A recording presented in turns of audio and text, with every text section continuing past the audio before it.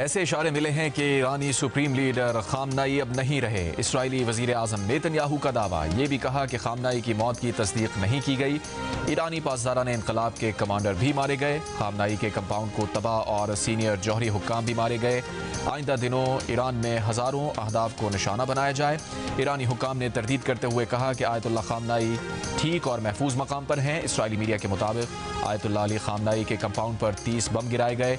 Senior اسرائیلی حکام کا بھی ایرانی سپریم لیڈر آیت اللہ خامنائی کی میت ملنے کا دعویٰ۔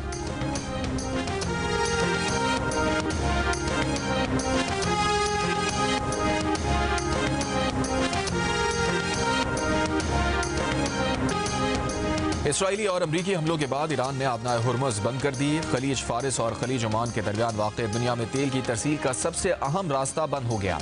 سعودی عرب، متحدہ عرب امارات، کویت اور ایران سے تیل دیگر ممالک کو پہنچایا جاتا ہے۔ سب سے زیادہ LNG برآمد کرنے والا ملک قطر بھی اپنی برآمدات کے لیے اسی گزرگاہ پر انحصار کرتا ہے۔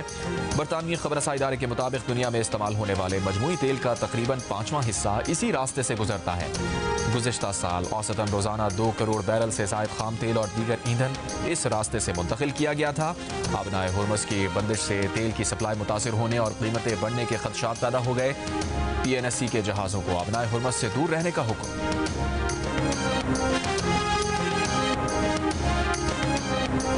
ایران کا اسرائیل اور امریکہ کو جواب۔ اسرائیل پر درجنوں میزائلوں اور ڈرون سے حملہ کیا۔ عرب میڈیا کے مطابق ایرانی میزائلوں نے تل ابیب اور حیفا سمیت کئی علاقوں کو نشانہ بنایا۔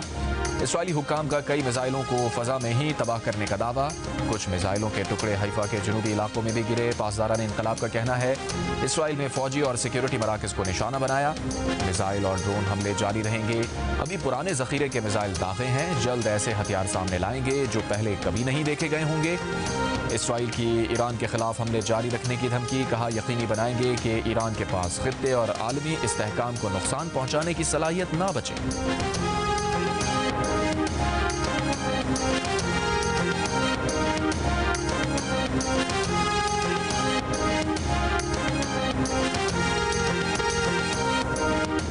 قطر، متحدہ عرب امارات، کویت، بحرین، اردن اور سعودی عرب میں امریکی فوجی اڈوں پر ایران کے حملے۔ بحرین میں ایرانی میزائلوں نے امریکی نیول بیس کو نشانہ بنایا۔ امریکی اڈے کے قریب عمارت پر بھی ایران کا ڈرون حملہ۔ ایرانی میڈیا کے مطابق بحرین میں حملے کا نشانہ بننے والی عمارت امریکی فوجیوں کے زیر استعمال ہے۔ بحرین دارالحکومت منامہ میں بھی کئی رہائشی عمارتوں پر حملے ہوئے۔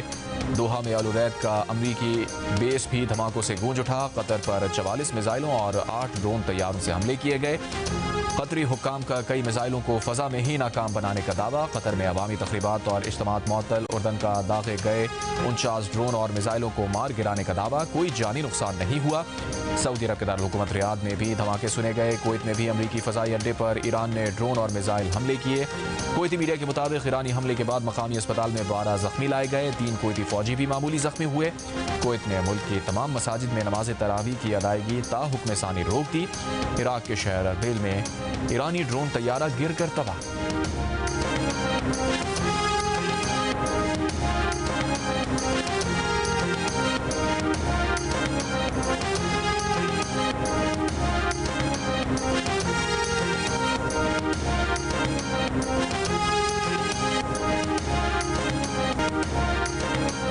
متحدہ عرب امارات کی ریاست ابوظہبی میں امریکی فوجی اڈے پر ایرانی بیلسٹک میزائل سے حملے۔ کئی میزائل فضا میں تباہ کر دیے گئے۔ میزائل کے ٹکڑے لگنے سے ایک شخص جاں بحق۔ شناخت پاکستانی شہری کی حیثیت سے ہوئی۔ اماراتی حکام کا پاکستانی شہری کے گھر والوں سے تعزیت کا اظہار۔ دبئی مرینا کے علاقے میں بھی دھماکہ سنا گیا۔ دبئی کے پام جمیرہ میں عمارت پر حملہ، 4 افراد زخمی۔ عمارت کے ایک حصے میں آگ بھڑک اٹھی۔ حکام کا کہنا ہے پام جمیرہ کو محفوظ بنا دیا گیا۔ دنیا کے بلند ترین عمارت برج خلیفہ کے پاس بھی ڈرون گرے۔ دبئی کو دنیا سے ملانے والے پورٹ جبل علی کے اطراف بھی دھماکہ۔ عرب امارات میں زیر تعمیر عمارتوں، شاہراہوں، المکتوم ایئرپورٹ کی توسیع کا کام بھی معطل۔ دبئی، ابوظہبی، شارجہ کے ایئرپورٹ سے فلائٹ آپریشن بند۔ تمام پروازوں کو متبادل روٹس پر موڑ دیا گیا۔ دبئی ایئرپورٹ پر سناٹے کا راج۔ آج جانے والے راستوں کو ٹریفک کے لیے بند کر دیا گیا۔ ایرانی میزائل روکنے کے لیے عرب امارات نے بیلسٹک میزائل شیلڈ فعال کر دی۔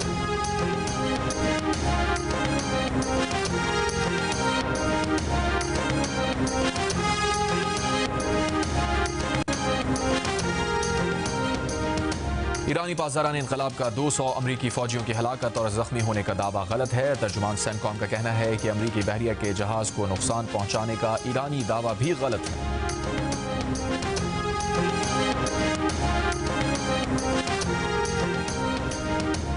وزیر اعظم شہباز شریف کا ایران میں موجود پاکستانیوں کو آذربائیجان کے ذریعے بحفاظت پاکستان لانے کا حکم۔ وزارت خارجہ کو فوری طور پر آذربائیجان حکومت سے رابطے کی ہدایت۔ کہا تمام پاکستانیوں کو بخیریت وطن واپس لانے کے لیے تمام تر اقدامات کیے جائیں۔ ملک میں مجموعی سیکیورٹی صورتحال پر اعلیٰ سطح کا اجلاس۔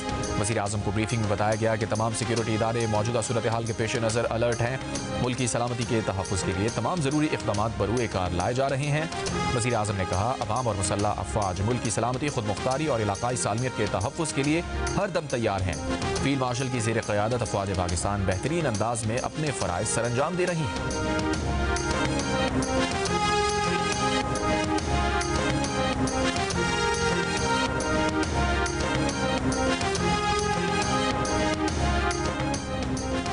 آج سے پیٹرول کی قیمت میں 8 روپے فی لیٹر اضافہ کر دیا گیا۔ ڈیزل کی قیمت میں 5 روپے 16 پیسے فی لیٹر اضافہ۔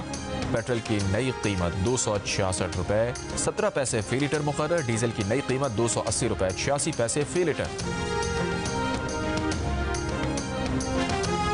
وزیر اعظم شہباز شریف کے سعودی ولی عہد شہزادہ محمد بن سلمان، متحدہ عرب امارات کے صدر شیخ محمد بن زاید اور قطر کے امیر شیخ تمیم بن حمد الثانی سے رابطے۔ ایران پر اسرائیلی حملے سے علاقائی کشیدگی اور بعض خلیجی ممالک پر حملوں کی شدید مذمت۔ کہا پاکستان اپنے برادر ممالک کے ساتھ کھڑا رہے گا۔ سعودی ولی عہد سے گفتگو میں وزیر اعظم نے موجودہ صورتحال میں سعودی قیادت کے ساتھ پاکستان کی مکمل یکجہتی اور بھرپور حمایت کا یقین دلایا۔ متحدہ عرب امارات کے صدر شیخ محمد بن زاید ال نہیان کے ساتھ یکجہتی کا اظہار کیا۔ ابوظہبی میں ایک پاکستانی شہری کی المناک موت پر گہرے رنج و غم کا اظہار کیا۔ قطر کے امیر سے گفتگو میں وزیر اعظم نے صورتحال کو علاقائی امن و استحکام کے لیے نہایت تشویشناک قرار دیا۔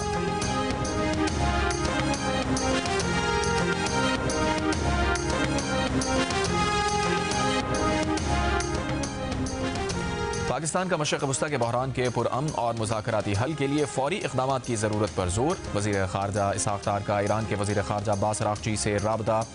ایران پر بلا جواز حملوں کی مذمت، کشیدگی میں فوری کمی اور سفارتکاری کی بحالی پر زور دیا۔ اسحاق ڈار کا سعودی وزیر خارجہ شہزادہ فیصل بن فرحان سے رابطہ۔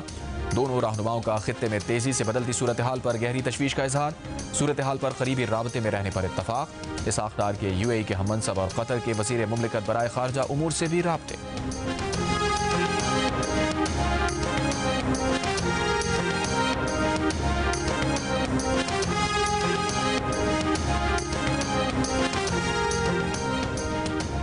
افغان طالبان رجیم کے خلاف پاکستان کا آپریشن غضب للحق دوسرے روز بھی جاری رہا۔ افغان طالبان رجیم کے 352 کارندے ہلاک، 535 سے زائد زخمی ہوئے، 171 ٹینک اور 72 بند گاڑیاں تباہ۔ طالبان کی 130 چیک پوسٹوں کو تباہ اور 26 پر قبضہ کر لیا گیا۔ فضائی کارروائیوں میں 41 مقامات کو نشانہ بنایا گیا۔ وفاقی وزیر اطلاعات عطا طارق نے آپریشن غضب للحق کی تازہ ترین تفصیلات جاری کر دیں۔ پاک فضائیہ نے قندھار میں افغان فوج کے ہیڈ کوارٹرز کو تباہ کر دیا۔ ننگرہار صوبے کے محمد دھارا بیس میں 2 اہداف کو نشانہ بنایا گیا۔ جوب سیکٹر سے ملحقہ افغان طالبان کی طاہر پوسٹ اور میران شاہ کے قریب افغان طالبان کا پوسٹ ٹاور بھی تباہ۔ قلعہ سیف اللہ سیکٹر میں پاک فوج نے تیر اندازی کی کوشش ناکام بنا دی، کئی دہشت گرد مارے گئے۔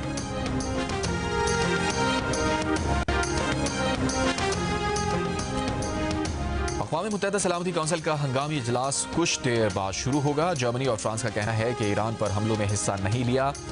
صدر یورپین کمیشن نے ایران خلیجی ممالک میں حملوں کے بعد غور کے لیے یورپین سیکیورٹی کالج کا اجلاس بھی پیر کو طلب کر لیا۔